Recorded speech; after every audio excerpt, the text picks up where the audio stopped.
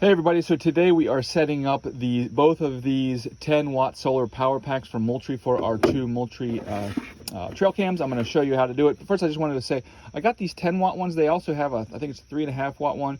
I got this one because I decided to go for the 10-watt for a couple reasons. One, if you can see, this trail cam is in somewhat of a shaded area, and number one, and number two, it's quite an active area also.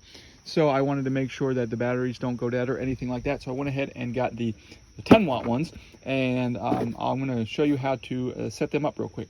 So this is the panel, and the battery pack is integrated into the panel. And then the mount, this is the mount, and you can see there's no screw holes or anything. It actually straps on, so you don't actually need any tools. You can just strap this on, and if you need to move it at any point, you can move it around. So let's get it hooked up. And so this is how you're going to want to set it up. You have to put the panel on the bracket before you attach it to the tree, because it slides on down this way with that thumb tab, that clipping thumb tab at the top. So you actually won't be able to get the panel on if you put the bracket on the tree first. So you go ahead and you put the slide the panel until it clicks on to the bracket, and then you run the strap through here around the tree and just tighten it like normal.